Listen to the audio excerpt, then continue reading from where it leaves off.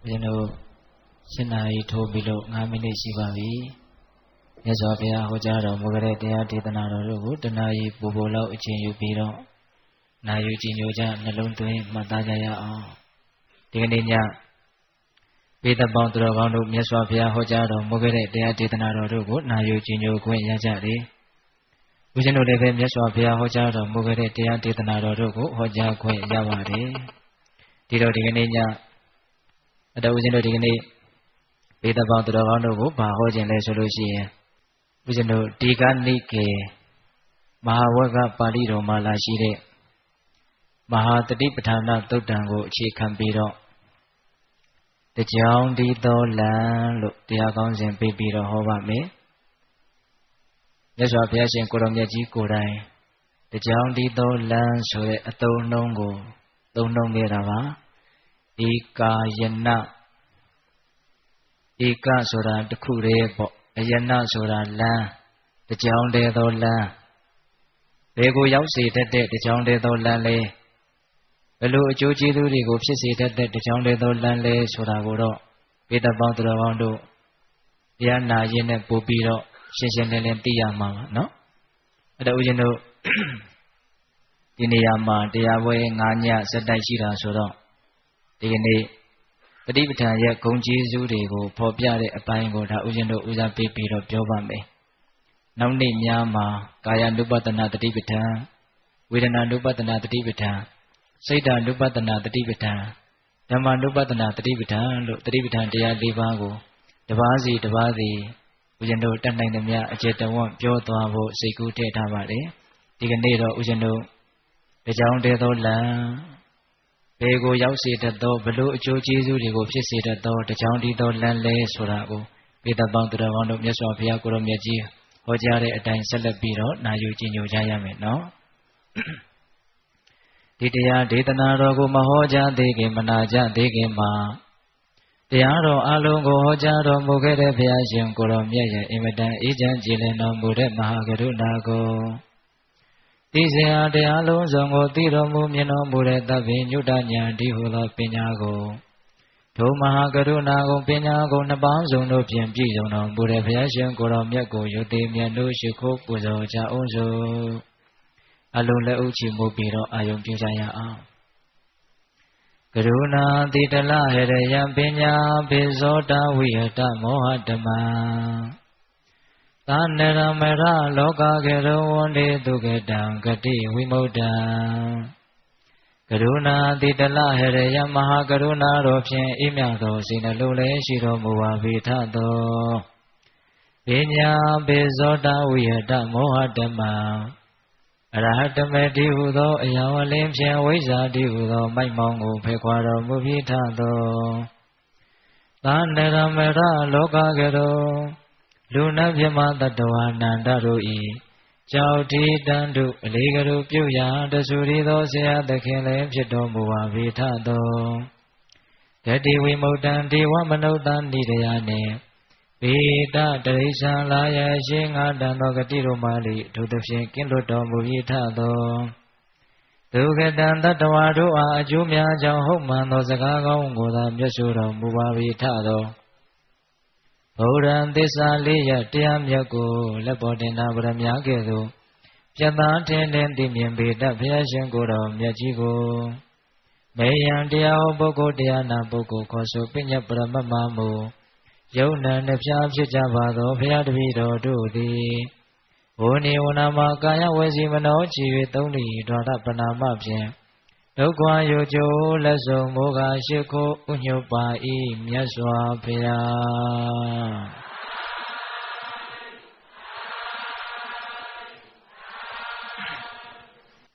တကြောင်ဒီသောလံတဲ့ဘုရားရှင်ကိုရောမြတ်ကြီးဟောကြားတော်မူခဲ့တဲ့မဟာတတိပဋ္ဌာနသုတ်တံကိုအခြေခံပြီးတော့ပေတပေါင်းသူတော်ကောင်းတို့ဒီကနေ့ညနာယူကြည်ညိုကြရမယ့်တရားပါတကြောင်ဒီသောလမ်းဆိုတဲ့စကားကိုဘုရားရှင်ကိုရောမြတ်ကြီးကိုယ်တိုင်သုံးနှုန်းခဲ့တာဧကာယနာဆိုပြီးတော့အဲ့တော့ဦးဇင်းတို့ဒီမဟာတတိပဋ္ဌာနသုတ်တံကြီးကိုဘုရားရှင်ကိုရောမြတ်ကြီးကုရုတိုင်ကမ္မတဓမ္မလို့အမည်ရတဲ့ဏိကုံးရွာကြီးမှာဟောကြားတော်မူခဲ့တာတဲ့ အဲ့ဒီမဟာသတိပဋ္ဌာန်တုတ်ကြီးကိုအဲ့ဒီဏိဂုံးမှာဘာကြောင့်ဟောတာလဲဆိုတော့ဘုရားတို့ကျမ်းဂန်ထဲမှာပြောထားတာလေးတွေကအဲ့ဒီကုသိုလ်တိုင်းမှာရှိကြတဲ့ကမ္မတဓမ္မဏိဂုံးမှာရှိကြတဲ့တရားဓမ္မတွေဟာဒီသတိပဋ္ဌာန်တရားနဲ့ပတ်သက်ပြီးတော့ယဉ်ကျေးမှုအကျွမ်းဝင်မှုတွေလည်းရှိပြီးသားဖြစ်တယ်လို့ဆိုတယ်။နောက်ပြီးတော့ဉာဏ်ပညာအဖြစ်လည်းပဲထက်မြက်ကြတဲ့အတွက်ကြောင့်တခြားလေးနဲ့သောသုတ်တန်တွေကိုလည်းပဲအဲ့ဒီကုသိုလ်တိုင်းမှာကမ္မတဓမ္မဏိဂုံးမှာမကြာခဏမြတ်စွာဘုရားဟောတယ်လို့ဆိုတယ်။ဘုရားရှင်ကိုယ်တော်မြတ်ကြီးဒီမဟာသတိပဋ္ဌာန်သုတ်တန်ကိုဒီသုတ်တန်ကြီးကိုမဟောသေးခင်ကတည်းကစပြီးတော့အဲ့ဒီသတိပဋ္ဌာန်တရားနဲ့ပတ်သက်ပြီးတော့ဒီဏိဂုံးရွာကြီးမှာရှိကြတဲ့တရားဓမ္မတွေကယဉ်ကျေးမှုကျွမ်းဝင်မှုရှိကြပြီးသားသူတို့အချင်းချင်းတွေ့တယ်ဆိုရင်တောင်မှမင်းသတိပဋ္ဌာန်တရားနဲ့ပတ်သက်ပြီးတော့ဘယ်လိုတရားတွေကိုပွားများနေလဲမေးကြတယ်ပေါ့တကယ်လို့သတိပဋ္ဌာန်တရားကိုဘယ်သတိပဋ္ဌာန်တရားမှာ तू မပွားရသေးပါဘူးပွားများမှုမရှိပါဘူးမပွားများဖြစ်ပါဘူးလို့ပြောလို့ရှိရင်အချင်းချင်းကဲ့ရဲ့ကြတယ်တဲ့ဘယ်လိုကဲ့ရဲ့လဲဆိုတော့မင်းရဲ့လူအဖြစ်ဟာဆက်စုပ်ဖွယ်ကောင်းလေစွာဒီရထုတဝဇီဝိတံတင့်ရဲ့အသက်ရှင်နေခြင်းဟာမျက်နှိုးစရာမရှိဘူးစိတ်ဆုပ်စရာရှိတယ်လို့ပြောတယ်တဲ့ကဲ့ရဲ့တာပေါ့နော်ပြီးတော့တင့်ရဲ့လူအဖြစ်ဟာဆက်ဆုပ်စရာရှိတယ်လို့ဒီလောက်တင်ပြောတာမဟုတ်ဘူးသင်လူဘဝကိုရတာဟာဘာမှအဓိပ္ပာယ်မရှိဘူးဆိုတဲ့သဘောမျိုးပေါ့ပြောတာကဟုတ်ရလားဒါကြောင့်ဒီသတိပဋ္ဌာန်တရားကိုပွားများခြင်းမရှိတဲ့ပုဂ္ဂိုလ်တွေကိုသူတို့အချင်းချင်းလည်းပဲကဲ့ရဲ့ကြတယ်ပေါ့နော်သင်ရဲ့လူအဖြစ်ကိုရတာဟာသင်လူအဖြစ်မှာရှင်းသန်းနေတာဟာသေးနေတာနဲ့ဘာမှမထူးပါဘူးလို့အဲ့ဒါလိုလည်းပဲကဲ့ရဲ့ကြတယ်တဲ့သတိပဋ္ဌာန်တရားကိုမပွားများဘူးဆိုရင်ပေါ့အဲ့ဒါလိုပြောပြီးတော့ဒီလိုမနေပါနဲ့သတိပဋ္ဌာန်တရားကိုသင်ကြားပါလေ့လာပါပွားများပါအထုတ်ပါလို့အချင်းချင်းလဲတိုက်တွန်းကြတယ်လို့ဆိုတယ်တကယ်လို့မင်းများလို့သတိပဋ္ဌာန်တရားကိုပွားများနေတယ်အထုတ်နေတယ်လို့အဖြေရမယ်ဆိုရင်တော့ဝိုင်းပြီးတော့ချီးကျူးကြတယ်တဲ့သင်ရဲ့လူအဖြစ်ဟာမြတ်သောအသက်ရှင်ခြင်းဖြင့်အသက်ရှင်နေတာသင်ဟာအခုမှလူသားစင်စစ်ဖြစ်တာဒီစကားလေးကတော့တော်တော်စိတ်ဝင်စားစရာကောင်းတယ်နော်သတိပဋ္ဌာန်တရားကိုအထုတ်တယ်ဆိုတဲ့ပုဂ္ဂိုလ်ကိုမှပြောလိုက်တဲ့စကားကအခုမှလူဖြစ်တာလို့ပြောတာနော်သတိပဋ္ဌာန်တရားကိုမပွားများရင်လူမဖြစ်သေးဘူးဆိုတဲ့အဓိပ္ပာယ်ကိုသူတို့မပြောဘူးလားပြောတယ်နော်သတိပဋ္ဌာန်တရားကိုအထုတ်တယ်ဆိုတော့မှသင်ဟာလူအဖြစ်ကိုရပြီအမိဝမ်းကောင်းကကြုတ်ကလေးကစလူဖြစ်တယ်လို့တရားဓမ္မတို့ဦးဇင်းတို့ကတော့ထင်ကြတာပေါ့ဟုတ်ရလားဒီမှာတော့သတိပဋ္ဌာန်တရားကိုပွားများမှပါလေလူဖြစ်တယ်လို့လူအဖြစ်ကိုသင်ရတယ်လို့ပြောတာတဲ့ဟုတ်ရလားအဲ့ဒါလောက်ထိသူတို့ဟာသတိပဋ္ဌာန်တရားနဲ့ပတ်သက်ပြီးတော့လေးလေးနက်နက်ထားပြီးတော့လေ့လာမှုလိုက်စားမှုရှုမှတ်မှုပွားများမှုရှိကြတာဒါကြောင့်မြတ်စွာဘုရားကဒီသတိပဋ္ဌာန်တုတ်ကြီးကို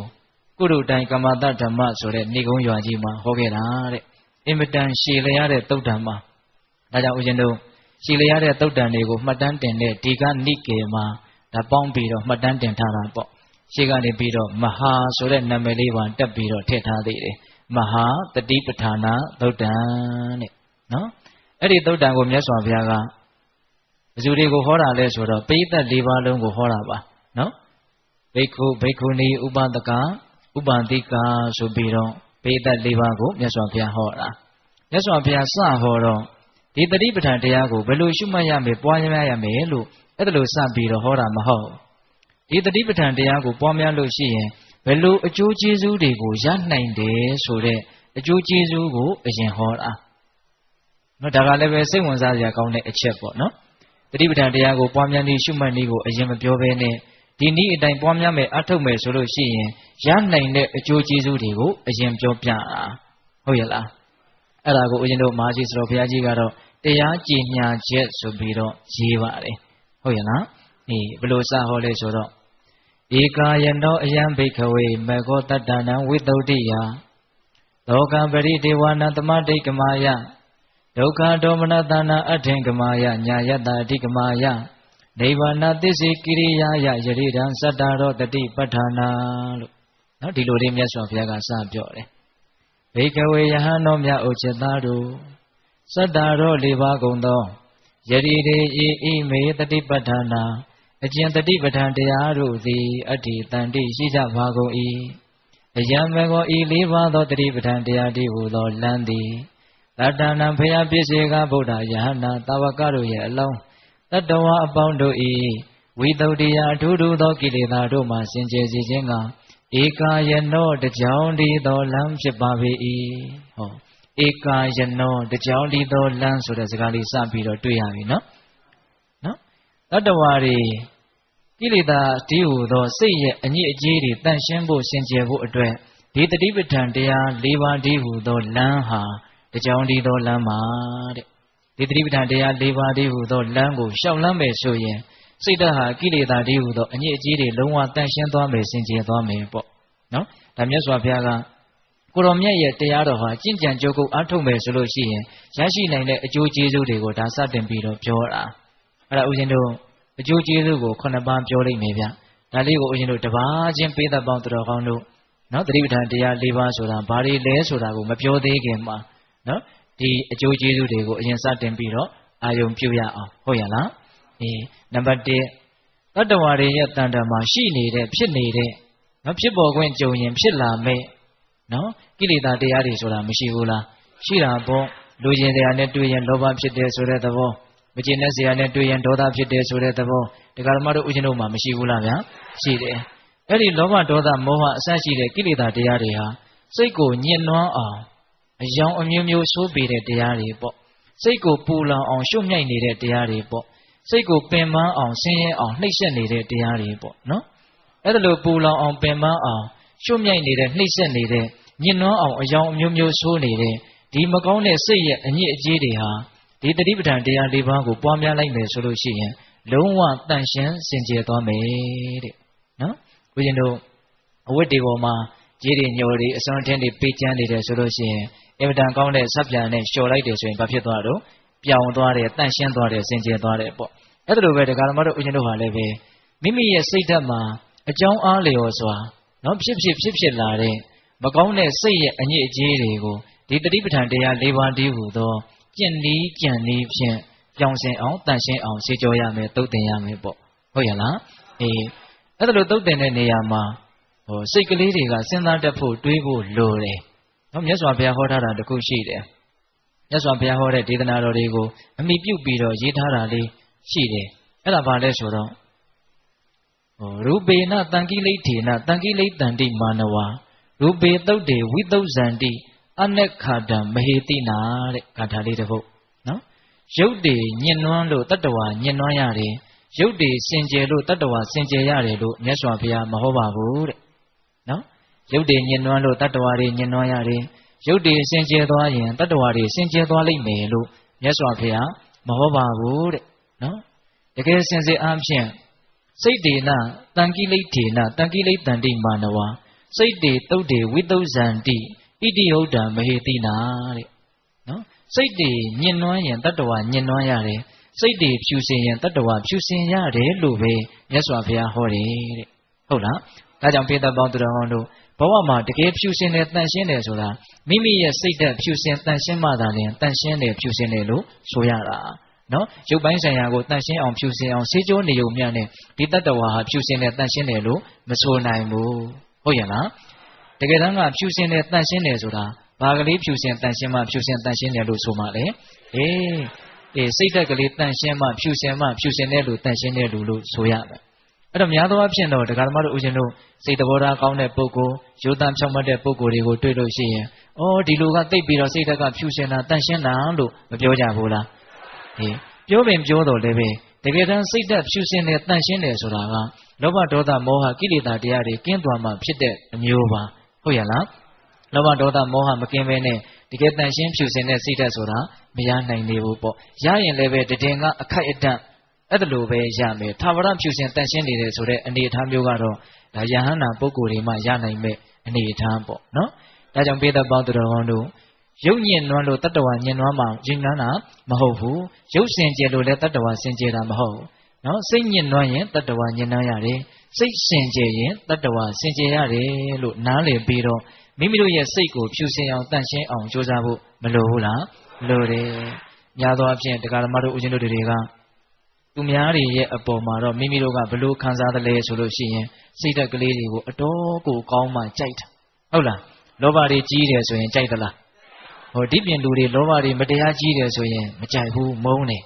အဲ့ဒါလိုပဲထစ်ကနေရှိစိတ်တိုးတယ်ဒေါသတွေအားကြီးတယ်ဆိုရင်လည်းအဲ့ဒီလူကိုမကြိုက်ဘူးနော်မာနတွေကြီးတယ်ဆိုရင်လည်းမကြိုက်ဘူးမနာလိုမှုတွေဝန်တုံမှုတွေကောက်ကျစ်မှုတွေရှိနေတယ်သူများတန်တန်မှာမကောင်းတဲ့စိတ်တွေရှိတယ်ဆိုရင်ကိုကမကြိုက်ဘူးဒါအင်မတန်ဒကာဓမ္မတို့ဥယျာဉ်တို့ရှင်းလင်းတယ်နော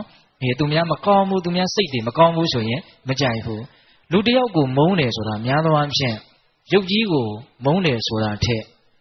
စိတ်ကိုမုန်းကြတာဟုတ်လာ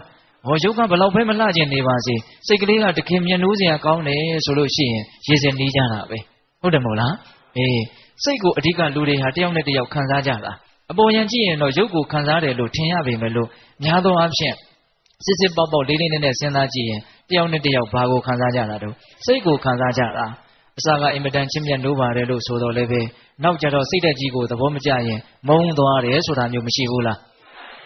းဒီလူကိုပဲအစကမျက်နှိုးတယ်ပြီးတော့မမျက်နှိုးနိုင်တော့ဘူးဘာကိုမကြိုက်လို့အဲ့လိုဖြစ်သွားတာတော့စိတ်ဓာတ်ကိုမကြိုက်ကြလို့အဲ့တော့ဦးဇင်းတို့ပြောချင်တာကမိမိရဲ့စိတ်ဟာ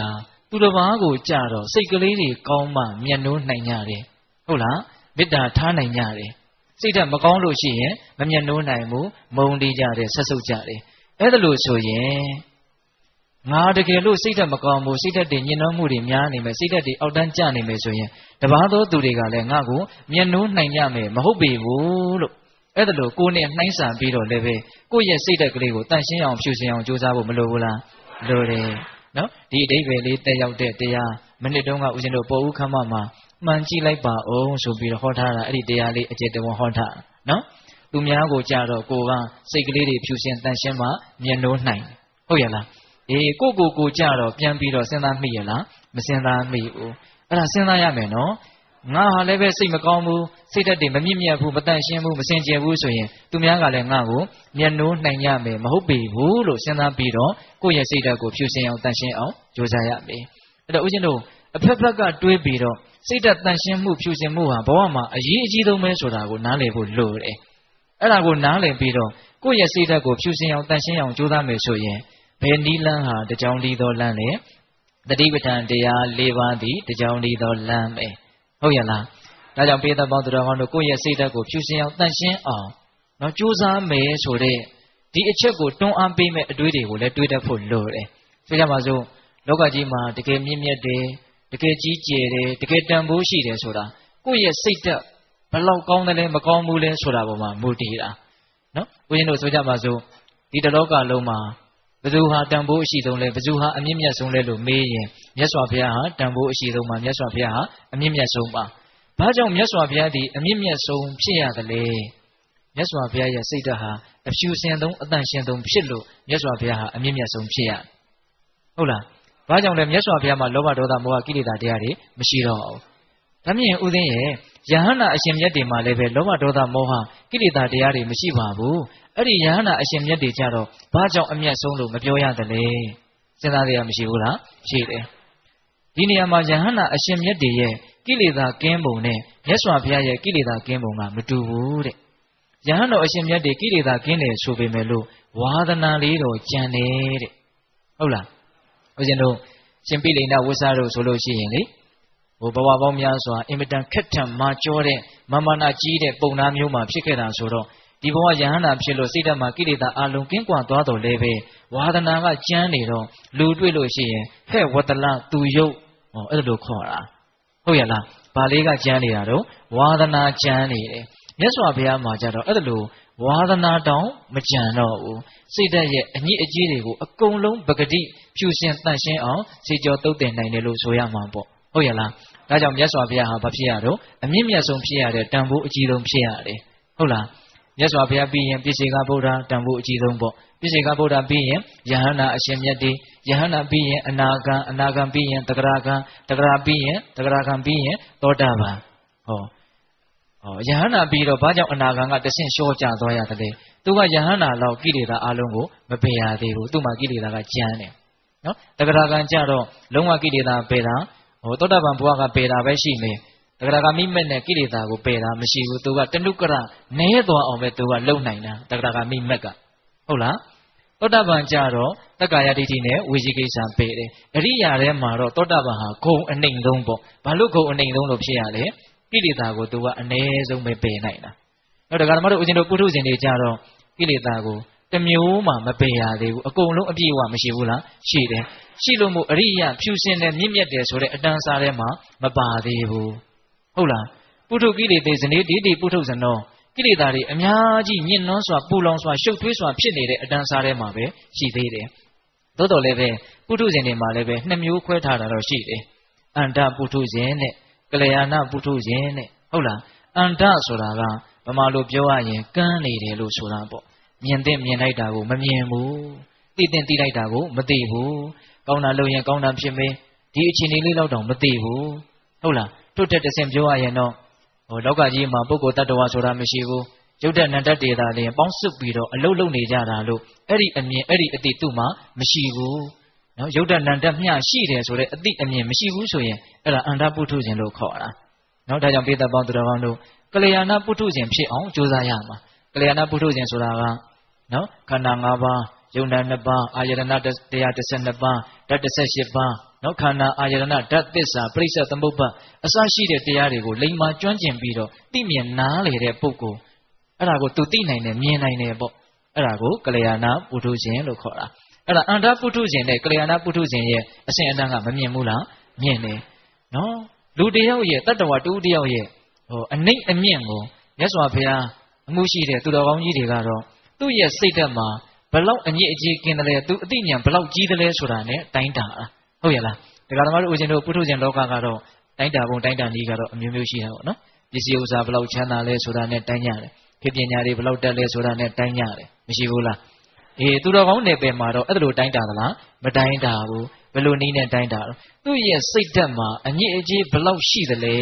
ဘလောက်ကင်းတယ်လဲဒါကိုကြည့်ပြီးတော့အယုတ်အလတ်အမျက်ဆိုတာပိုင်းခြားကြတာဟုတ်ရဲ့လားဒါဦးဇင်းတို့ဒီစကားတွေကိုဘာလို့ပြောနေတာလဲကိုယ့်ရဲ့စိတ်ဓာတ်ဖြူစင်အောင်ကြိုးစားမယ်ဆိုတဲ့စိတ်ဓာတ်ကလေးထက်သန်လာစေခြင်းလို့ဒီအတွေးလေးတွေကိုတွေးပေးပါလို့ပြောတာဟုတ်ရဲ့လာ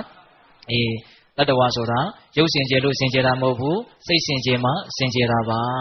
ဟုတ်ရဲ့လားပြီးတော့တတ္တဝါရဲ့တန်ဖိုးအနိမ့်အမြင့်ဆိုတာစိတ်ဓာတ်မှာအညစ်အကြေးဘလောက်ရှိမရှိဆိုတာပေါ်မှာမူတည်ပြီးတော့ဆုံးဖြတ်တာပါဟုတ်လားပြီးတော့သူများကြတော့ငါကစိတ်ဓာတ်ကလေးတွေဖြူစင်မှတန်ရှင်းမှရိုးသားမှဖြောင့်မတ်မှကြိုက်တယ်အဲ့ဒါလို့ဆိုရင်ငါရဲ့စိတ်ဓာတ်ဖြူစင်တန်ရှင်းရိုးသားမှသူများကလည်းကြိုက်ကြပေးလိမ့်မယ်လို့အမျိုးမျိုးစဉ်းစားပြီးတော့ကိုယ့်ရဲ့စိတ်ဓာတ်ကိုဖြူစင်အောင်တန်ရှင်းအောင်ကြိုးစားဖို့မလိုဘူးလားလိုပါတယ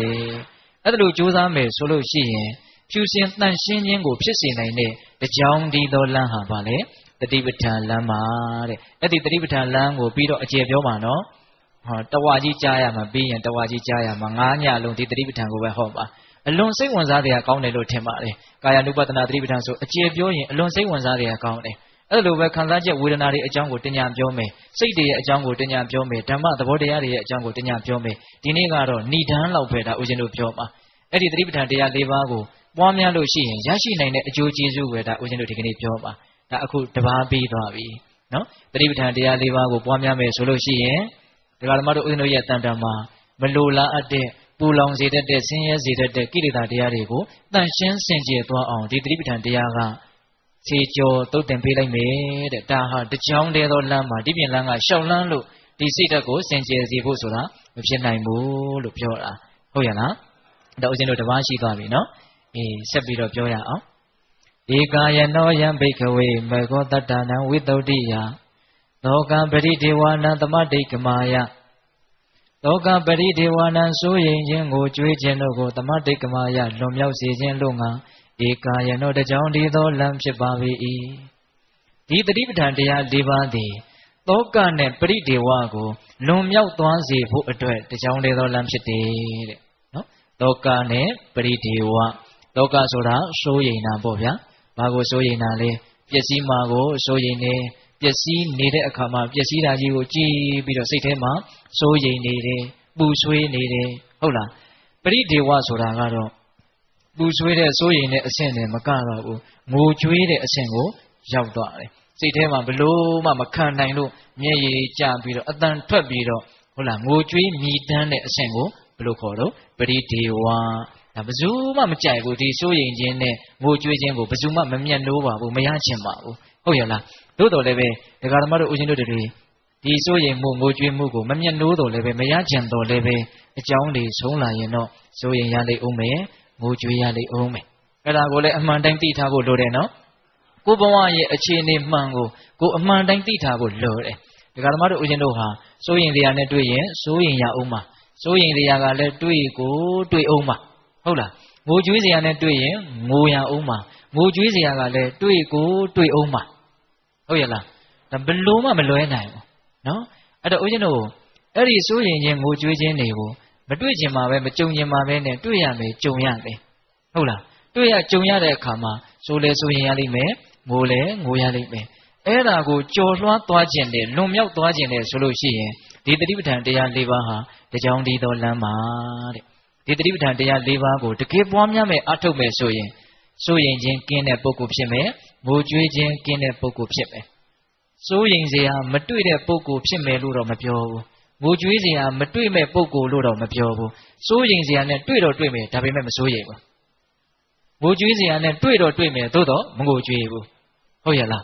နော်တရားဓမ္မတို့ဦးဇင်းတို့တတ္တဝါရဲ့လို့ဖြစ်နေမှတော့စိုးရင်စရာတွေငိုကြွေးစရာတွေကတော့တွေ့ရမှာပဲလ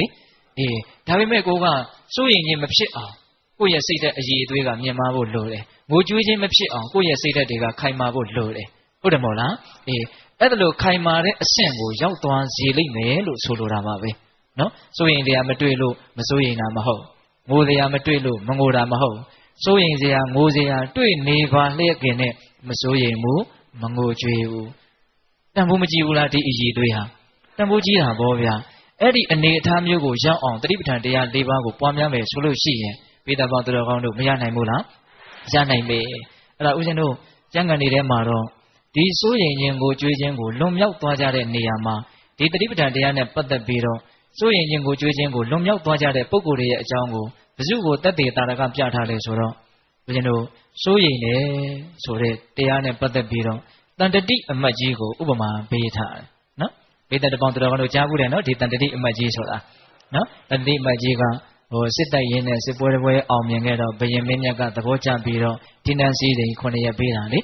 အဲ့ဒီမှာသူ့ကိုဖြောပြတဲ့အင်မတန်ချောမောလှပတဲ့ကကြည်တွေကလေးတေဆုံးသွားလို့တန်တတိအမတ်ကြီးဟာအင်မတန်ပြင်းပြင်းထန်ထန်ပူလောင်ဆင်းရဲရနော်စိုးရိမ်ရတယ်ပေါ့အဲ့ဒီမှာမြတ်စွာဘုရားကနော်မုံစပုရိမုံစပစ္စတော်မိစေမုံစဘောတပါရကိုတပ္ပထဝိမု ക്ത မာနတောနပုဏ္ဏဇာတိတရံဥပိဟိတိဆိုပြီးတော့ဂါထာတပုတ်ဟောတယ်နော်မြတ်စွာဘုရားဟောတာလေဟုတ်လားအဓိပ္ပာယ်ကတော့ပြီးခဲ့ပြီးသားအတိတ်တွေကိုလည်းပဲဆွဲလန်းမနေနဲ့မက်မောမနေနဲ့နော်နောင်လာမယ့်အနာဂတ်ကိုလည်းဆွဲလန်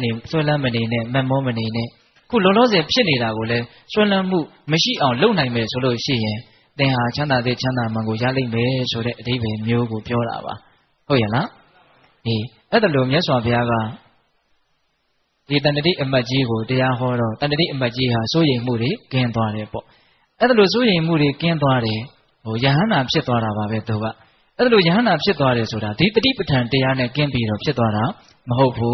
းတဲ့နော်တတိပဋ္ဌာန်တရားနဲ့ကင်းပြီးတော့ဖြစ်သွားတာမဟုတ်ဘူးယံပုပ္ပေတံဝိသောရိဟိပစ္ဆာတိမဟုကိဉ္စနံအခုမှဦးဇင်းကောင်းတဲ့အမှန်ပေါ်လာတယ်စောသောကဥက္ကတေနကိုဟောတဲ့ဂါထာကပါဇက်ထဲရောက်လာနော်အဓိပ္ပာယ်ကသူကခက်ဆင်ဆင်တူတယ်ဒါကြောင့်စိတ်ထဲမှာတဝေသဝါဖြစ်နေတာနော်ယံပုပ္ပေတံဝိသောရိဟိပစ္ဆာတိမဟုကိဉ္စနံနော်ငကိုယ်တုံးကဖြစ်နေတာကိုလေထားခဲ့တော့ဆွဲလန်းမနေနဲ့ဟုတ်လားဒီကိစ္စလေးကအတော်ကြီးကြီးတယ်နော်နောင်ဖြစ်မှာကိုလည်းလှမ်းပြီးတော့ဆွဲလန်းမနေနဲ့ဟုတ်လားအဲ့ဒါကိုလည်းကြောက်ကြမနေနဲ့အခုလုံးလုံးဆယ်ဖြစ်နေတာတွေကိုလည်းပဲဆွဲလန်းမနေနဲ့အဲ့ဒါလိုမြတ်စွာဘုရားကဟောတာပါအဲ့ဒီမှာတန်တတိအမတ်ကြီးဟာစိုးရိမ်မှုကိုလွန်မြောက်သွားတယ်ဒီတတိပဋ္ဌာန်တရား၄ပါးရဲ့ဂုဏ်ကျေးဇူးကြောင့်ပေါ့နော်အဲ့ဒါစိုးရိမ်ခြင်းကင်းတာကိုအဲ့ဒါလိုပြတယ်နောက်ပြီးတော့ဦးဇင်းတို့ငိုကြွေးခြင်းကင်းတယ်ဆိုတာကိုကြားတော့ပဒါစာတွေကိုတတ်သေးတာကထုတ်ပြတယ်ဒါတွေကပိဋကပေါင်းသူတော်ကောင်းတို့ကြားဖို့ပြီးသားပါဒါကရုပ်တရက်ကလေးထည့်ပြီးတော့စဉ်းစားဖို့ဒါဦးဇင်းကပြောတာပါသူ့လောက်ကြီးကျယ်တဲ့ပရိဒေဝတွေ့เสียကြုံเสียဆိုတာအင်မတန်ရှားပါတယ်နော်ရှိသမျှအတိုင်းဝမ်အကုန်လုံးပြုတ်ပြုံပြီးတော့ဘဝကိုပြတ်သွားတာပဲမို့လားပဒါစာတွေဟာနောက်ဆုံးအဝိအစားမကပ်ဖဲနဲ့ယူသွတ်တီအထိသူ့ရဲ့ဘဝဟာပျက်စီးသွားတယ်အဲ့ဒါလောက်စိတ်ထဲမှာဒုက္ခရောက်ပြီးတော့အတိဒုက္ခရောက်နေတဲ့လူသားတစ်ယောက်ဒီမြတ်စွာဘုရားရဲ့တတိပဋ္ဌာန်ဒေသနာတော်ရဲ့အစွမ်းကြောင့်အကုန်လုံးချမ်းသာရတဲ့ပုဂ္ဂိုလ်ဖြစ်မသွားဘူးလားဖြစ်သွားတယ်ဒကာဓမ္မတို့ဦးဇင်းတို့မှာအဲ့ဒါလောက်ကြီးတော့အခြေအနေမဆိုးဘူးပေါ့ဟုတ်ရဲ့လား ဒါပေမဲ့ဒီနေရာမှာဦးဇင်းတို့ကစဉ်းစားစေချင်တာကသောကပရိဒေဝကိုတတိပဋ္ဌာန်တရားသည်ကြော်လွှမ်းသွားစေနိုင်တယ်ဆိုတဲ့အချက်ကိုပိဋကပေါင်းသူတော်ကောင်းတို့ဘလို့စဉ်းစားတဲ့လဲဆိုတော့ဒါငါရဲ့ပြဿနာကိုဖြေရှင်းပေးမယ့်အရာလို့နားလည်ရမယ်နော်ခက်တာကကို့မှာပြဿနာရှိတာကိုရှိနေတယ်လို့မသိတာကတော်တော်ခက်တယ်နော်တရားဓမ္မတို့ဦးဇင်းတို့တကယ်လို့များအခုချိန်မှာမင်းမှာဘယ်ယောဂါကိုရှိနေတယ်ဆိုလို့ရှိရင်အဲ့ဒီယောဂါဘူးကိုပျောက်တဲ့ဆေးလေးရှိမယ်ဆိုရင်တော့တက်လဲတက်နိုင်မယ်ဆိုရင်တော့အပြေးလွှားကိုပဲတောက်ကြမယ်ထိုးကြမယ်မဟုတ်လားယောဂါရှိနေတယ်ဆိုတာတကယ်သိမယ်အဲ့ဒီယောဂါကိုပျောက်စေတတ်တဲ့ဆေးကိုလည်းကိုလက်လန်းမိမယ်ဆိုရင်မကုပေဘူးလားမကာကွယ်ပေဘူးလားကာကွယ်မယ်နော်အခုအဲ့ဒီနီးနဲ့ဥပမာရှင်းပြီးတော့စဉ်းစားရမယ်ဒကာဓမ္မတို့ဦးဇင်းတို့မှာစိုးရိမ်ခြင်းငိုကြွေးခြင်းဆိုတဲ့ယောဂါဟာရှိနေတယ်အဲ့ဒီယောဂါရှိတယ်နော်စိုးရိမ်စရာနဲ့မတွေ့သေးလို့အခုပြုံပြုံရွှင်ရွှင်နေနိုင်တာငိုကြွေးစရာနဲ့မတွေ့သေးလို့အခုစိတ်ချမ်းသာလက်ချမ်းသာနေနိုင်တာအဲ့ဒီစိုးရိမ်စရာငိုကြွေးစရာဆိုတာကမတွေ့ဘဲနေမှာလားဒီတေချာပေါက်တွေ့မှာအဲ့ဒီစိုးရိမ်စရာငိုကြွေးစရာဆိုတာကဘာပြောတယ်ထင်တော့ပျက်စီးမှုကိုပြောတာနောက်တခါမှတို့ဦးဇင်းတို့တွေကပျက်စီးတတ်တဲ့အရာတွေကိုမျက်နှိုးနေတာအဲ့ဒီအပြစ်ကြီးရှိတယ်တခါမှတို့ဦးဇင်းတို့ပါနော်ကိုမျက်နှိုးတဲ့အရာတွေကပျက်စီးတတ်တဲ့အရာတွေကြီးပဲအထူးသဖြင့်တော့ကိုရဲ့ပစ္စည်းဥစ္စာတွေရှိမယ်နော်သက်ရှိချစ်ရတဲ့မျက်နှိုးရတဲ့ကိုချစ်ကြတဲ့မျက်နှိုးကြတဲ့သက်ရှိတတ္တဝါတွေရှိမယ်ဒါကပြင်ဘက်ပေါ့နော်အဲ့ဒါထက်ပိုပြီးတော့အရေးတကြီးအကြီးအကျယ်ဆွဲလန်းတာကတော့ကိုယ်ခန္ဓာရဲ့အပေါ်မှာကိုယ်ဆွဲလန်းခြင်းပဲဟုတ်လားဆွဲလန်းမှုကြီးရင်ကြီးသလောက်စိုးရိမ်မှုငိုကြွေးမှုဆိုတာဖြစ်ရအဲ့တော့ဒကာဓမ္မတို့ဦးဇင်းတို့ကပြင်ဘက်မှာလည်းဆွဲလန်းထားတာရှိတယ်ပြီးတော့ကိုလည်းတကယ့်ကိုနဲ့ဆွဲလန်းထားတာမရှိဘူးလားရှိတယ်အဲ့ဒီဆွဲလန်းအပ်သောအရာတွေပျက်စီးမယ်ဆိုတာနဲ့အဲ့ဒါဒကာဓမ္မတို့ဦးဇင်းတို့စိုးရိမ်ရတော့မယ်ငိုကြွေးရတော့မယ်ဒီနေရာမှာပျက်စီးမှုကစိုးရိမ်မှုကိုဖြစ်စေတာလားမျက်နှိုးမှုကစိုးရိမ်မှုကိုဖြစ်စေတာလားဆိုတဲ့အချက်ကိုလည်းပဲကွက်ပြားပြားနားလည်ဖို့လိုတယ်ဟုတ်လားပျက်စီးမှုကစိုးရိမ်မှုကိုဖြစ်စေတာဆိုရင်တော့အဲ့ဒီစိုးရိမ်မှုကကာကွယ်လို့မရတော့ဘူးဆိုမပျက်စီးအောင်မှလုပ်လို့မရပဲနဲ့ပိဋကပေါင်းသူတော်ကောင်းတို့တိတိကျကျနားထောင်တော့ပျက်စီးလို့စိုးရိမ်တာလို့အဲ့ဒီအဖြေရမယ်ဆိုရင်တော့အဲ့ဒီစိုးရိမ်မှုကကုစားလို့မရတော့တော့ဘာလို့ဆိုမပျက်စီးအောင်ဘာမှလုပ်လို့မရပဲနဲ့အချိန်ကျရင်တော့ပျက်စီးမှာပဲလေအဲ့တော့တကယ်တမ်းကမျက်နှိုးလို့စိုးရိမ်ရတာနော်တကယ်ဒီမိုင်းများဘာဖြစ်လို့စိုးရိမ်ရတယ်မျက်နှိုးလို့စိုးရိမ်ရတာမျက်နှိုးလို့စိုးရိမ်ရတယ်ဆိုရင်အဲ့ဒီအဖြေဟာမှန်လဲမှန်တယ်ကုစားမယ်ဆိုရင်ရလဲရတယ်မျက်နှိုးလို့စိုးရိမ်တာဆိုရင်မမျက်နှိုးရင်မစိုးရိမ်ဘူးပေါ့မမျက်နှိုးအောင်ကလှုပ်လို့ရတယ်မပျက်စီးအောင်ကလှုပ်လို့မရဒီအချက်ကိုဦးဇင်းတို့ကကွက်ပြားပြားပြောချင်တာနော်တကယ်ဒီမိုင်းများမမျက်နှိုးအောင်ကတရားဓမ္မနဲ့အညီအမှန်သိအောင်လေ့ကျင့်မယ်ဆိုလို့ရှိရင်ရမယ်မပျက်စီးအောင်ကလှုပ်လို့မရဘူးဟုတ်ရဲ့လားဒါကြောင့်ပိဋကပေါင်းသူတော်ကောင်းတို့ကဦးဇင်းတို့တွေကဘလို့ကြိုးစားလဲဆိုတော့မပျက်စီးအောင်ပဲအတင်းကြိုးစားတယ်မမျက်နှိုးအောင်မကြိုးစားအောင်မရတာကိုကြိုးစားတယ်ရတာကိုမလုပ်ဘူးအဲ့ဒီတော့ဘာဖြစ်တုံဆိုတော့ကိုလှုပ်တဲ့အတိုင်းမရဘူးသူကပျက်စီးခြင်းကြတော့ပျက်စီးမှာပဲအဲ့ဒီတော့ဒကာဓမ္မတို့ဦးဇင်းတို့လည်းစိုးရင်ရတယ်ငိုကြွေးရတယ်ဆိုတာတွေဖြစ်လာဟုတ်ရဲ့လားဒါကြောင့်ပိဋကပေါင်းသူတော်ကောင်းတို့ကိုယ့်ဘဝမှာမျက်နှိုးမှုဆိုတဲ့ပြဿနာကိုအရင်ခံပြီးတော့စိုးရင်ငိုကြွေးခြင်းဆိုတာတေချာပေါက်ဖြစ်အောင်မှာဆိုတာကိုနားလည်ပြီးတော့အဲ့ဒီစိုးရင်ငိုကြွေးခြင်းကိုကြော်လွှားနိုင်အောင်လွန်မြောက်နိုင်အောင်တတိပဋ္ဌာန်တရားကိုပွားများဖို့မလိုဘူးလားလိုပါတယ်ဒါဦးဇင်းတို့ဒုတိယနဲ့တတိယအကျိုးကျေးဇူးပေါ့တတိပဋ္ဌာန်တရားရဲ့အကျိုးကျေးဇူးသူက9မျိုးရှိတာနော်ဒီကိစ္စမိုင်းများခု3မျိုးရှိသွားပြီပေါ့ဟုတ်လားနောက်ပါပြောတုံဆိုတော့ဧကာယနောယံဘိက္ခဝေမဂောတတ္တနံဝိတ္တုတိယလောကပရိဒေဝနံသမတိကမာယဒုက္ခဒေါမနတနာအထင်ကမာယဟောဒုက္ခဒေါမနတနာအထင်ကမာယဒီရောက်သွားပြီနော်ကိုယ်ရဲ့ဆင်းရဲခြင်းစိတ်ရဲ့ဆင်းရဲခြင်းကိုအထင်ကမာယချုပ်ငြိမ်းသွားစေဖို့အတွက်ဧကာယနောတကြောင်းတည်းသောလမ်းမှာတဲ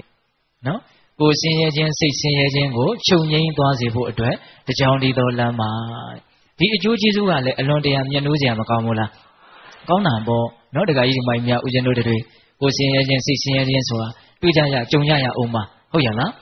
းအဲ့ဒါကိုချုပ်ငြိမ်းသွားခြင်းနဲ့ဆိုရင်ဒီသတိပဋ္ဌာန်တရားကိုပွားများရမယ်တဲ့ဦးဇင်းတို့ဒီနေရာမှာကိုဆင်းရဲခြင်းဒုက္ခဆိုတာကိုသတိပဋ္ဌာန်တရားကိုပွားများလို့ချုပ်ငြိမ်းသွားပုံနဲ့ပတ်သက်ပြီးတော့ကျမ်းဂန်တွေထဲမှာအများကြီးသက်သေပြထားတာရှိတယ်ပေါ့နော်ဦးဇင်းတို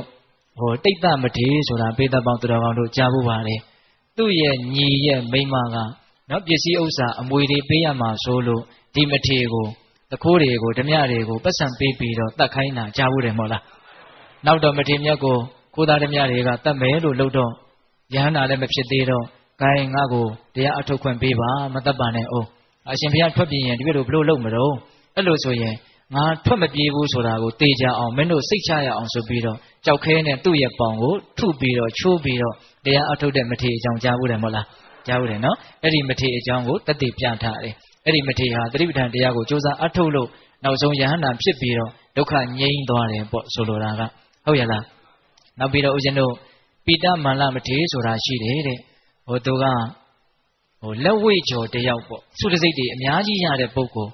နော်နောက်တော့တီဟိုကျွန်းကိုရောက်ပြီးတော့ဘယင်တီရောက်တော့ဘယင်ကချီးမြှောက်တော့အဲ့ဒီမှာလဲသူပွဲတိုင်းကျော်ဖြစ်တယ်ပေါ့နောက်တော့ဒီနေ့တော့သူမြို့ထဲကိုသွားရင်းနဲ့ယဟန်တွေကတရားစာရွတ်တဲ့အတန်ကိုကြားရတယ်အဲ့ဒီတရားကဘာတရားလဲဆိုတော့ရူပံဘိက္ခဝေနတုမာကံတံပဇဟထနော်ချက်သားတို့တဲ့ရုပ်တရားဟာသင်တို့ရဲ့ဥစ္စာမဟုတ်ဘူးအဲ့ဒီရုပ်တရားရဲ့ပုံမှာတွေ့တာမမောတဲ့တဏှာလောဘကိုဖယ်ရှားကြဒါဆိုလို့ရှိရင်ရှင်မြတ်လာစွာသောကာလပတ်လုံးအကျိုးကျေးဇူးတွေများလိမ့်မယ်ချမ်းသာဒုက္ခတွေရှိလိမ့်မယ်ဆိုပြီးတော့ဘုရင်တို့တန်ရုပ်ပါဠိတော်မှာဟောထားတဲ့နတုမာကသုတ်တံဆိုတာရှိတယ်နော်ခန္ဓာ၅ပါးလုံးဟောတာပါခံစားချက်တွေဟာသင်တို့ဥစ္စာမဟုတ်ဘူးဒါကြောင့်ခံစားချက်တွေရဲ့အပေါ်မှာတွေ့တာမမောတဲ့စိတ်ကိုစွန့်ညအဲ့ဒါလိုမြတ်စွာဘုရားကခိုင်းတာခန္ဓာ၅ပါးဒီသင်တို့ရဲ့ဥစ္စာမဟုတ်ဘူးအဲ့ဒီခန္ဓာ၅ပါးရဲ့အပေါ်မှာတွေ့တာမှုကိုစွန့်ညဒါဆိုရင်အကြာကြီးချမ်းသာလိမ့်မယ်အကျိုးစီးပွားတွေနဲ့ပြည့်စုံလိမ့်မယ်ဆိုတဲ့အဓိပ္ပာယ်ရတဲ့သုတ်တံအဲ့ဒီသုတ်တံကိုအဲ့ဒီလက်ဝိကျော်ကကြားရတော့စဉ်းစားတယ်မြတ်စွာဘုရားဟောထားတာတွေကအကုန်လုံးသစ္စာတရားတွေဒီယုတ်တရားဟာငါဟာမဟုတ်ဘူးတဲ့သူစဉ်းစားတယ်အဲ့လိုစဉ်းစားရင်းနဲ့တန်ဝေကရပြီးတော့အဲ့ဒါကျောင်းတော်ကိုသွားပြီးတော့ယဟန်ဝတ်တယ်နောက်တော့အပြင်းထန်တရားအားထုတ်တယ်အဲ့လိုအားထုတ်ရင်းနဲ့ဘယ်လောက်ထိသူပြင်းပြင်းထန်ထန်အားထုတ်လဲဆိုတော့သူ့ရဲ့ခြေထောက်တွေမသွားနိုင်တော့မသွားနိုင်တော့သူဘလို့တုံးဆိုညာကြီးမှာအဲ့ဒါဒူးထောက်ပြီးတော့ဝဥကုန်းသွားပြီးတော့တရားအားထုတ်နော်တရားအားထုတ်တာမှာတရားအားထုတ်တယ်ဆိုတဲ့အတိုင်းဘိဓပေါင်းသူတော်ကောင်းတို့ဒါပြင်းပြင်းထန်ထန်လုပ်လို့အတ္တကိလမထလို့တော့ပြောလို့မရဘူးဟုတ်ရဲ့လား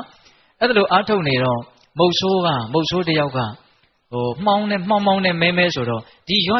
ွသွားနေတာကိုသားသမင်မှတ်ပြီးတော့လှမ်းပြီးတော့ပြစ်တာအဲ့ဒီမှာလှန်ကထိုးမိပြီးတော့အပေါက်ကြီးဖြစ်သွားတယ်အဲ့ဒီမှာမထေမြတ်ကအဲ့ဒီလှန်ထိုးမိတဲ့အပေါက်ကိုဦးဇင်းတို့မြက်တို့ဘာတို့နဲ့လုံးသိပ်ပြီးတော့အဲ့ဒီနေရာကိုသွေးမထွက်အောင်ဆို့ပြီးတော့အဲ့ဒါဆက်ပြီးတော့တရားအထုတ်တော့ယဟန္တာဖြစ်တယ်လို့ဆိုတယ်အဲ့ဒီမထေရဲ့အကြောင်းကိုသတိပဋ္ဌာန်တရားကိုစ조사အထုတ်လို့ဒုက္ခတွေဟာချုပ်ငြိမ်းသွားတယ်ဆိုတာကိုတသက်ပြတာပေါ့နော်ဒါကျမ်းဂန်တဲ့လာတာလေးတွေကိုဦးဇင်းတို့ဘုသူတ္တပြောပြတာပါဟုတ်ရဲ့လားဒါကဦးဇင်းတို့ဒုက္ခနဲ့ပတ်သက်ပြီးတော့ချုပ်ငြိမ်းသွားစေဖို့ဦးဇင်းတို့ပြီးတော့ကြားစားလို့တော့ကြားကတဖြည်းဖြည်းနဲ့ခြေတော့ကိုကိုက်ရင်နဲ့ပိတပေါင်းတော်ကတော့ဒီဇလန်းလေးလည်းကြားဦးမယ်ထင်ပါတယ်ယဟန်တော်တွေတော်တဲ့သွားပြီးတော့တရားအထုတ်တော့ယဟန်တွေတပါးပြီးတပါးကြားချီခံရတာလေနောက်ယဟန်တပါးကိုကြားချီသွားတော့သူ့ကိုကြားဆွဲပါတယ်ဆိုတော့ယဟန်တွေကဝိုင်းပြီးတော့လိုက်ကြတော့ကြားကဟိုဘက်ကန်းကိုကြောက်ရဟိုဘက်ကိုခုံပြီးတော့တခါလေယဟန်မှာချီပြီးတော့ခုံသွားတာအဲ့ဒါဟိုဘက်ရောက်တော့ဘလို့မှမလိုက်နိုင်တော့ဘယ်ငါရှင်ဒီလိုအချိန်မျိုးမှာကိုဟာအစွမ်းတတ္တိဘလောက်ရှိတယ်လဲမရှိဘူးလဲဆိုတာသိရမယ်အချိန်လို့ကြံတဲ့ယဟန်တွေကလည်းသတိပေးတာပေါ့အဲ့ဒီမှာအဲ့ဒီမထေကအဲ့ဒီကြားစားတာကိုခံရင်းနဲ့သူတရားနှလုံးကျင့်သုံးတယ်ဒီသတိပဋ္ဌာန်တရားကိုကြိုးစားတာပါပဲအဲ့ဒါသူလည်းပဲယဟန်နာဖြစ်တယ်ပေါ့ဟုတ်ရဲ့လား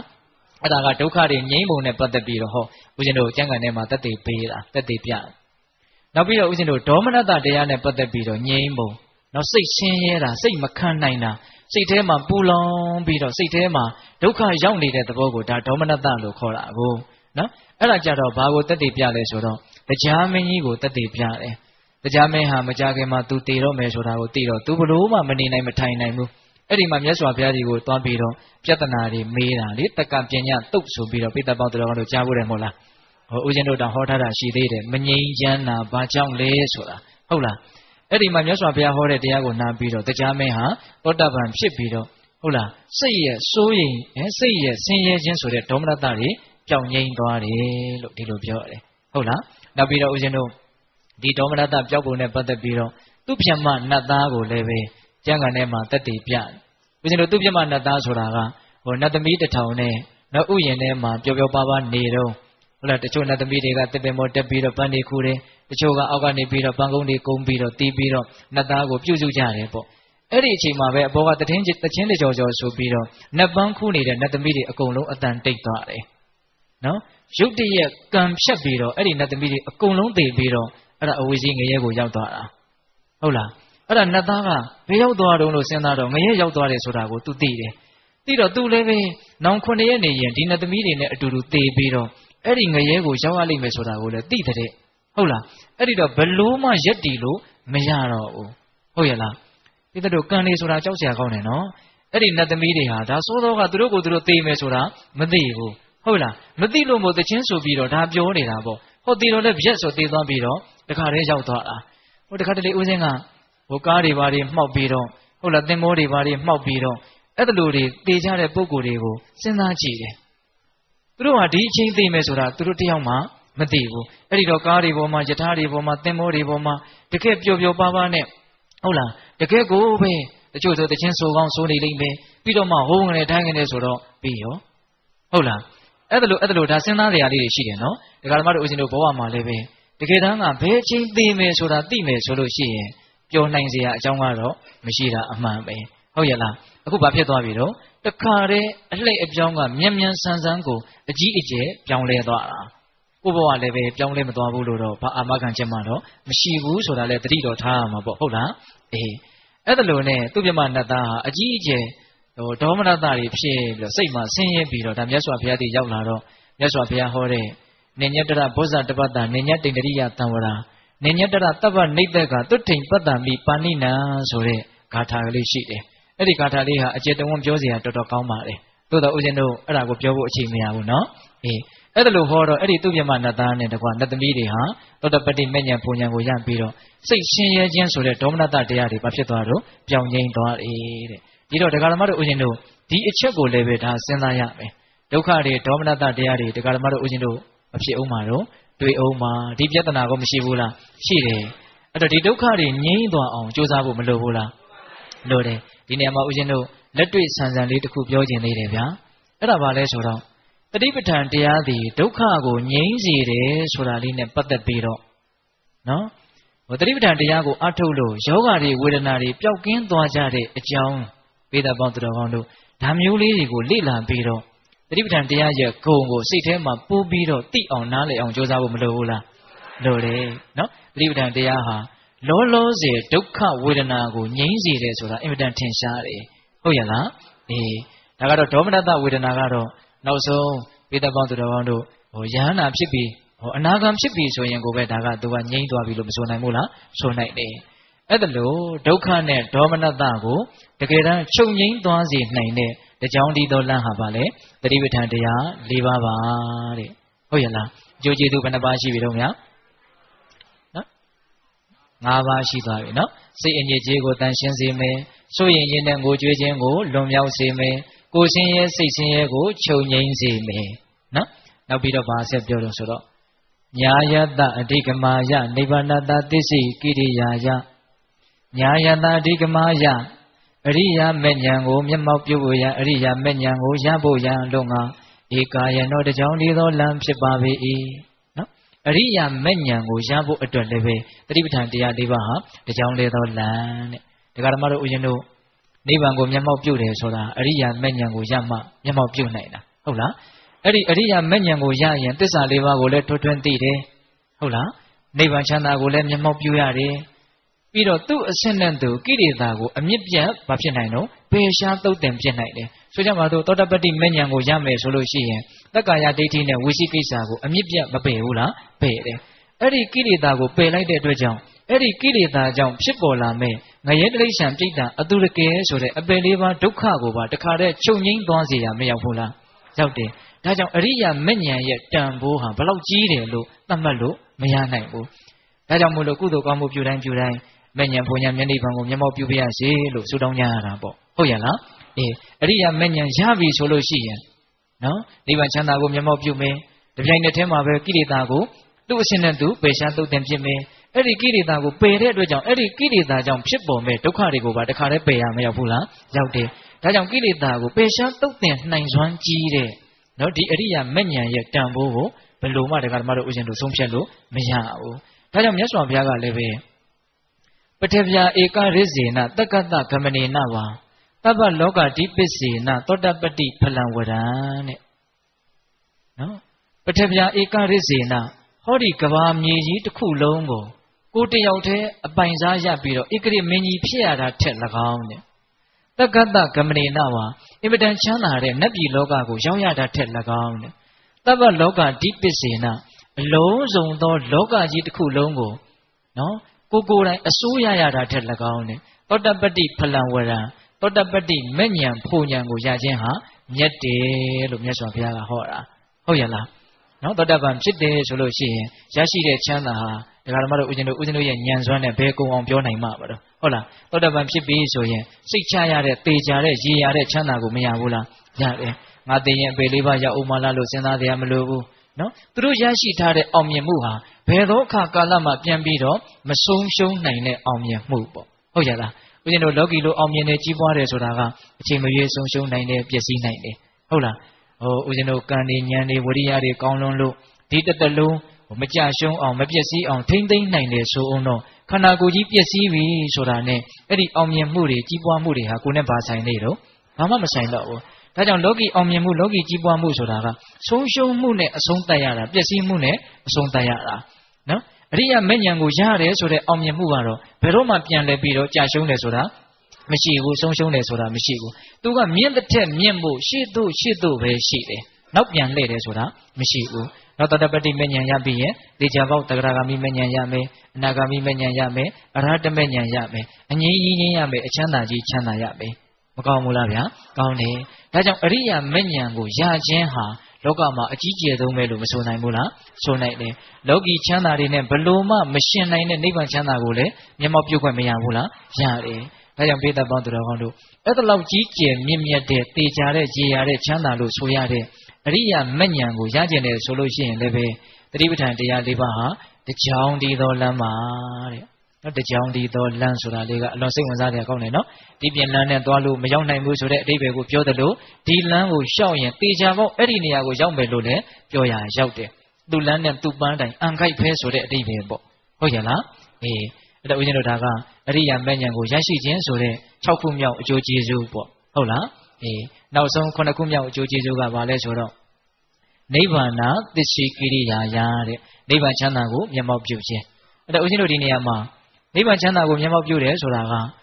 အရိယာမဉ္ဇဉ်ကိုရရင်လည်းနိဗ္ဗာန်ချမ်းသာကိုမျက်မှောက်ပြုတာပါပဲနော်အဲ့ဒီအရိယာမဉ္ဇဉ်ကိုရတာကရှေ့မှာဆိုခဲ့ပြီးဖြစ်တဲ့အတွက်ကြောင့်နိဗ္ဗာန်ချမ်းသာကိုမျက်မှောက်ပြုတယ်ဆိုတာဖိုလ်ဉဏ်ဖြင့်မျက်မှောက်ပြုတာကိုယူရမယ်လို့အဲ့ဒါလိုပိုင်းခြားပြီးတော့ပြောတယ်ဟုတ်ရဲ့လားအဲ့တော့နိဗ္ဗာန်တသစ္စိကိရိယာယဆိုတာဘာပြောတာလဲဆိုရင်ဖိုလ်ဉဏ်ဖြင့်နိဗ္ဗာန်ချမ်းသာကိုမျက်မှောက်ပြုခြင်းနော်အရိယာမဉ္ဇဉ်ဖြင့်မျက်မှောက်ပြုတယ်ဆိုတာကသောတပတ္တိမက်ဆိုတာကလည်းတတန်တရားလုံးမှာတစ်ခါပဲဖြစ်မယ်တဂရဂါမိမက်ကလည်းတစ်ခါပဲဖြစ်မယ်အဲ့ဒါလိုပဲအနာဂါမိမက်တစ်ချိန်ပဲဖြစ်မယ်အရဟတမက်ဆိုတာလည်းတစ်ချိန်ပဲဖြစ်မယ်ဖိုလ်ဉဏ်ဆိုတာကတော့အဲ့ဒါလိုဟုတ်သလားမဟုတ်ဘူးသူကတော့အချိန်ချင်းဝင်စားလို့မရဘူးလားရတယ်အဲ့တော့နိဗ္ဗာန်တသစ္စိကိရိယာယအယနိဗ္ဗာန်ချမ်းသာကိုဖိုလ်ဉဏ်ဖြင့်အချိန်ချင်းအထက်ထက်အာယုံပြုမျက်မှောက်ပြုရတယ်ဆိုတဲ့အဓိပ္ပာယ်လို့အကြံဉာဏ်နားလည်ဖို့မလိုဘူးလားလိုပါတယ်အဲ့ဒါလိုအချမ်းသာသုံးသောနိဗ္ဗာန်ချမ်းသာကိုမျက်မှောက်ပြုခံစားနိုင်ဖို့အတွက်ဆိုလို့ရှိရင်သတိပဋ္ဌာန်တရား၄ပါးကိုပွားများပါတဲ့ကြိုးစားအထောက်ပါတဲ့အဲ့ဒါဆိုလို့ရှိရင်အဲ့ဒီအကျိုးကျေးဇူးကိုရလိမ့်မယ်တဲ့အကျိုးကျေးဇူး9ပါးလေဗျာ9ပါးအဲ့ဒီအကျိုးကျေးဇူး9ပါးကိုရစေနိုင်တဲ့လမ်းတကြောင်ဒီသောလမ်းဟုတ်ရဲ့လားအဲ့ဒီတကြောင်ဒီသောလမ်းဆိုတာဘာကိုပြောတာတော့တတိပဋ္ဌာန်တရား၄ပါးဟုတ်ရဲ့လားတတိပဋ္ဌာန်တရား၄ပါးအဲ့ဒါဦးဇင်းတို့တတိပဋ္ဌာန်တတိပဋ္ဌာနနော်တတိဆိုတာကအမှတ်ရမှုနော်တတိကဦးဇင်းတို့ပါမခွချုပ်စတော်ကြီးပြောတာနော်တတိကအကျမ်းမြင်အဖြစ်2မျိုးရှိတယ်တဲ့နော်တတိကဒီအာယုံကိုစူးစိုက်ပြီးတော့တဲ့သိနေတဲ့နော်အာယုံကိုထင်ရှားစွာကိုယ့်ကိုရှေ့ရှုပြီးတော့ပြလာတဲ့အာယုံကိုကိုယ့်တည်ရောက်အောင်ထင်အောင်မြင်အောင်ပြလာတဲ့အာယုံကိုဓာတ်ရိုက်သိနေတဲ့တတိဒါတရားရှုမှတ်မှုတတိပေါ့နော်ဒီတတိဆိုတာရှိတယ်နောက်ထပ်တတိရှိသေးတယ်တဲ့အဲ့ဒါကဘာလဲဆိုတော့ပြီးခဲ့ပြီးသားတွေကိုအမှတ်ရတယ်လို့လူတွေသုံးနှုန်းကြတဲ့ငါဘဇုကိုတတိရလိုက်တာဆိုတဲ့တတိကောမရှိဘူးလားရှိတယ်နော်အဲ့ဒါဦးဇင်းတို့ဒီနေရာမှာတတိအရာဟုတ်လားလုံးလုံးစေဖြစ်နေတဲ့နော်ဒီ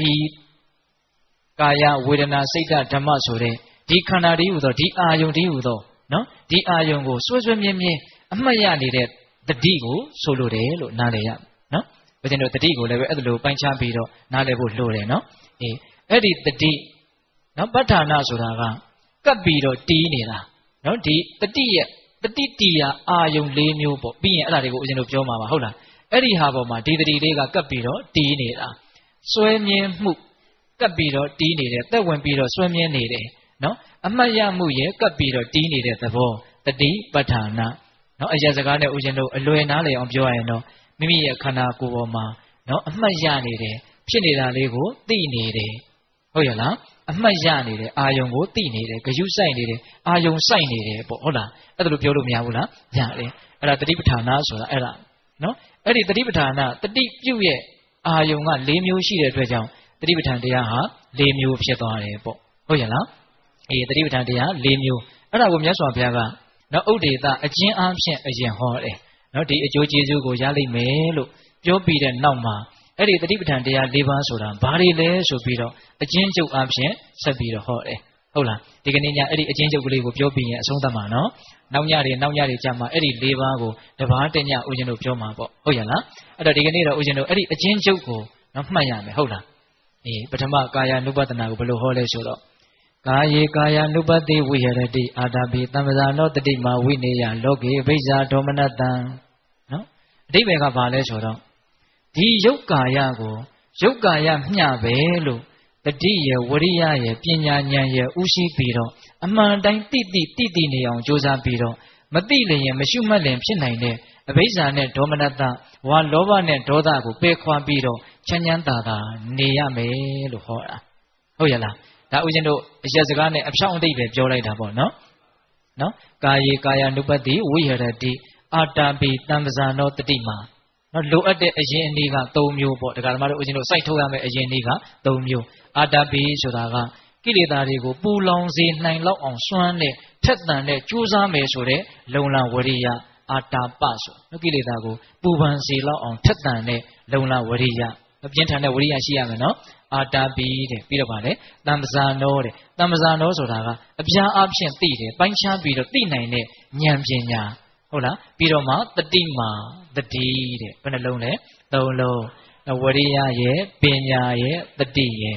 အဲ့ဒီဝရိယရဲ့ပညာရဲ့တတိရဲ့အဓိကကတော့တတိပဲတတိပဋ္ဌာနာဆိုမှတော့အဓိကကတော့တတိပေါ့သို့တော့ဘာဝနာကိစ္စမှာတတိတစ်ခုတည်းနဲ့ကိစ္စပြီးတာတော့မဟုတ်ဘူးနောက်သူ့အချမ်းရအားဖြင့်ပညာလည်းရှိရမယ်ဝရိယလည်းရှိရမယ်တမာတိလည်းရှိရမယ်နောက်ဦးဇင်းတို့မက္ခင်အနေနဲ့ပြောမယ်ဆိုလို့ရှိရင်တမ္မာသင်္ကပ္ပပါမပါရပြီဘူးလားပါရလိမ့်မယ်နော်ကာရကမက္ခင်၅ပါးဆိုတာဘိသက်တို့ကြားဘူးပါလေဟုတ်ရဲ့လား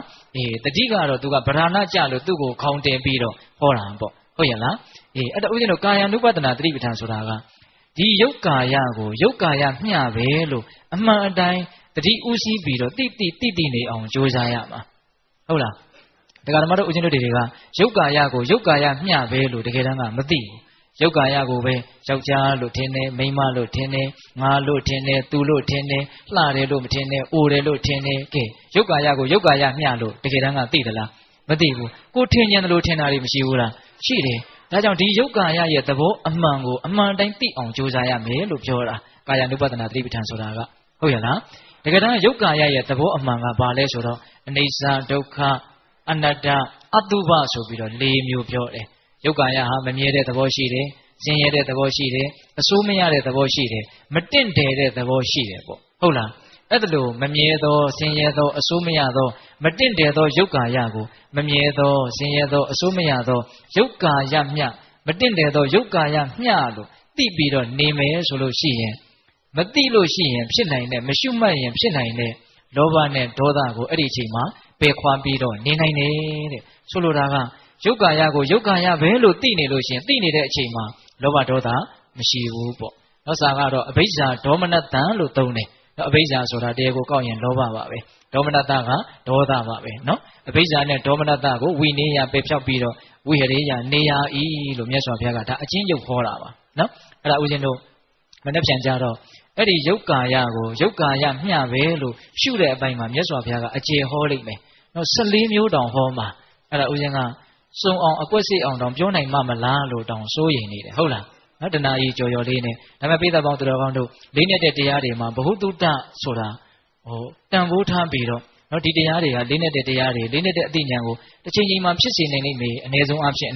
ြစ်ဟုတ်လားအဲ့ဒါလိုတန်ဖိုးထားပြီးတော့နာဖို့တော့မလိုဘူးလားလိုတယ်ဟုတ်ရလားအဲ့ဒါဦးစင်းကဒီကနေ့ကတော့အချုပ်ပဲပြောတာနော်ရုပ်ကာယကိုရုပ်ကာယမျှပဲလို့အရှိအမှန်တိုင်းသိပြီးတော့နော်သတိပဋ္ဌာန်ဉာဏ်ပညာနဲ့သိပြီးတော့ဟုတ်လားနေမယ်ဆိုလို့ရှိရင်အဲ့လိုမရှုမှတ်ရင်ဖြစ်နိုင်တဲ့အဘိဇ္ဇာနဲ့ဒေါမနတကိုဖယ်ခွာပြီးတော့ချမ်းချမ်းသာသာနေရမယ်လို့ဟောတယ်အဲ့ဒါကာယ ानु ပတ္တနာသတိပဋ္ဌာန်ပေါ့နောက်ပြီးတော့ဝေဒနာ ानु ပတ္တနာသတိပဋ္ဌာန်ဝေဒနာ ानु ပတ္တနာသတိပဋ္ဌာန်ဆိုတာကနော်ချမ်းသာခြင်းဆင်းရဲခြင်းဟုတ်လားအလေအလတ်ချမ်းသာတာလည်းမဟုတ်ဆင်းရဲတာလည်းမဟုတ်ပေါ့နော်အဲ့ဒီခံစားချက်ဝေဒနာတွေကိုခံစားချက်မျှပဲလို့ဟုတ်လားခုနတုန်းကပြောခဲ့တဲ့ဝရိယရဲ့ပညာရဲ့တတိရဲ့ဥရှိပြီးတော့အမှတ်ရနေရမယ်သိနေရမယ်ပေါ့ဟုတ်လားအဲ့ဒါလို့ဆိုလို့ရှိရင်မသိရင်မရှုမှတ်ရင်ဖြစ်နိုင်တဲ့အဘိဇ္ဇာနဲ့ဒေါမနတကိုဖယ်ခွာပြီးတော့နေနိုင်လိမ့်မယ်ကိုယ့်ရဲ့ခံစားချက်တွေကိုအမှန်အတိုင်းသိအောင်ကြိုးစားတဲ့အလုပ်ပေါ့အဲ့ဒါဝေဒနာနုပဒနာသတိပဋ္ဌာန်ဒါကြိုးစားလို့ရှိရင်ဒီဝေဒနာတွေအကြောင်းကိုအသေးစိတ်အများကြီးဆက်သိလာလို့ရှိရင်ဉာဏ်တွေကြီးပြီးတော့ကိုယ့်ရဲ့အတွေးအမြင်တွေပါပြောင်းလဲမသွားနိုင်ဘူးလားပြောင်းလဲသွားမှာအခုဟာကဒကာဓမ္မတို့ဦးဇင်းတွေကအာမထုတ်တာနဲ့အာထုတ်တာနဲ့ကတော့လုံးဝမတူဘူးအာမထုတ်ခင်ကအမြင်နဲ့အာထုတ်ပြီးတဲ့အခါမှာအမြင်ဆိုတာကလုံးဝမတူဘူးအာမထုတ်ခင်ကအမြင်ကအာမထုတ်ခင်ကအမြင်ပ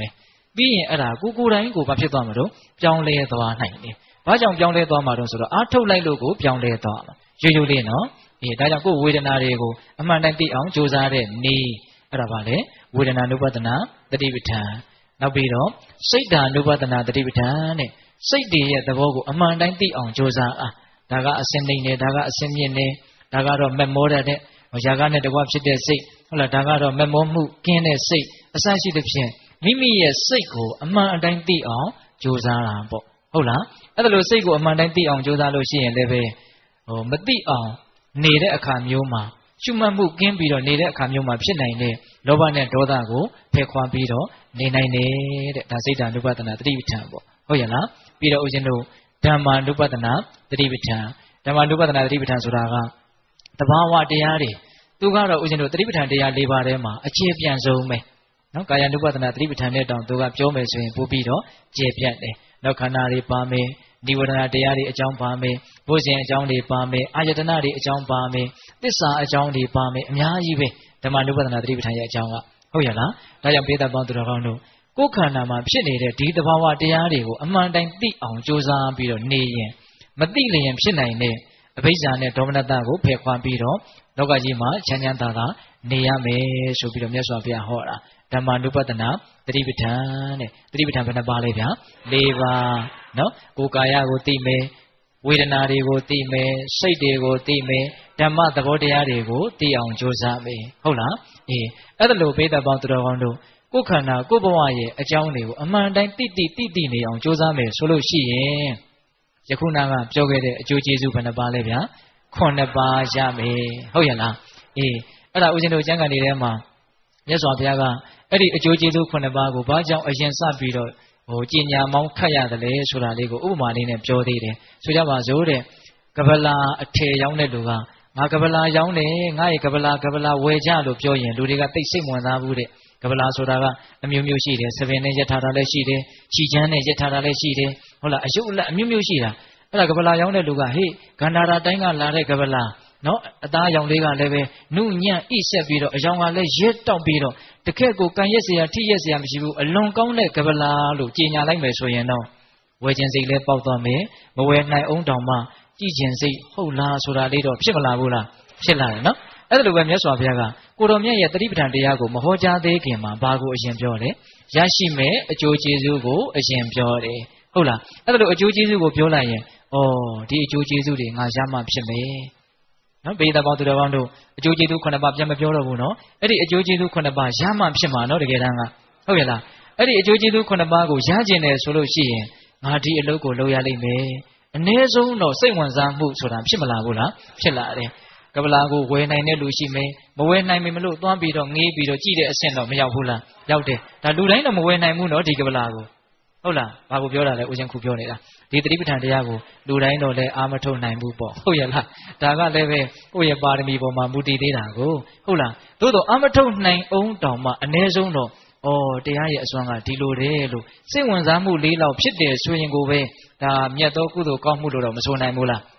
းဆိုနိုင်တယ်ဒါကြောင့်မြတ်စွာဘုရားကအကျိုးကျေးဇူးကိုအရင်ပြောတာပိဋကပေါင်းသူတော်ကောင်းတို့စိတ်မှာအညီအကျေးကင်းခြင်းဆိုတဲ့အကျိုးကျေးဇူးဟာရမှဖြစ်မယ်နော်ဟုတ်လားမရရင်အညီအကျေးတွေဘယ်လိုပဲနဲ့ဆိုရင်ပြီးရင်ဘယ်သူပဲဒုက္ခရောက်မလို့ကိုယ်ပဲဒုက္ခရောက်မှာဟုတ်ရဲ့လားဒါကြောင့်ပထမအကျိုးကျေးဇူးရမှဖြစ်မယ်ဆိုတာကိုတွေးထားတော့အခုမရသေးလေရခြင်းတဲ့အချိန်ရငါဒီလမ်းစဉ်ကိုလိုက်မှဖြစ်မယ်ဆိုတဲ့ဆုံးဖြတ်ချက်မျိုးရှိဖို့မလိုဘူးလားလိုတယ်ဒီနောက်ပြီးတော့စိုးရင်ခြင်းကိုကြွေးခြင်းဆိုတဲ့တောကပရိဒေဝတစ်ချိန်ကြရင်တေချာပေါက်တွေ့မှာအဲ့ဒါကိုဘာမှမကြော်လွှားရသေးဘူးကို့မှာအဲ့ဒီအည်အသွေးကြော်လွှားနိုင်တဲ့အည်အသွေးတစ်စက်မှမရှိသေးဘူးအဲ့ဒီအခြေအနေမှန်ကိုလည်းသဘောပေါက်ပြီးတော့အဲ့ဒီအည်အသွေးလည်းငါရမှဖြစ်မှာဆိုတာမျိုးတွေးထားဖို့မလိုဘူးလား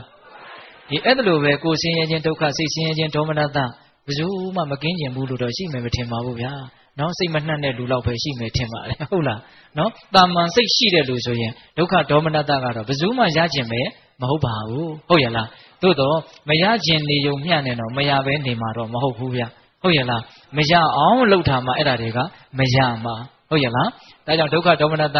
ချုပ်ငြိမ်းခြင်းဆိုတဲ့အကျိုးကျေးဇူးကိုရဖို့အတွက်လည်းပဲသတိပဋ္ဌာန်တရားကိုအ ਨੇ ဆုံးတော့စိတ်မဝင်စားသင့်ဘူးလားစိတ်ဝင်စားတဲ့နေလှုပ်ကိုလှုပ်မယ်ဆိုရင်တော့အတိုင်းထက်လွန်ပေါ့နော်အဲ့ဒါတော့အတိုင်းထက်လွန်ပေါ့ဟုတ်လားကြိုက်တော့ပြီးတော့အရိယာမဉ္ဇဉ်နော်ဂုဏ်ကျေးဇူးတွေဒါဦးဇင်းတို့ခုနကအရွက်အမျက်လောက်တာပဲပြောနိုင်တာဟုတ်လားအရိယာမဉ္ဇဉ်ကိုရရင်နိဗ္ဗာန်ချမ်းသာကိုမျက်မှောက်ပြုရမယ်ဟုတ်လားကိလေသာကိုသူ့ဆင်းနဲ့သူပယ်ပြီးတော့ထိုကိလေသာကြောင့်ဖြစ်မဲ့ဒုက္ခတွေပါဏိကုံးချုပ်ပေးမယ်မကောင်းဘူးလားသူ့ထက်ကောင်းတာဘာမှမရှိဘူးလို့ပဲဆိုရမယ်ဟုတ်လား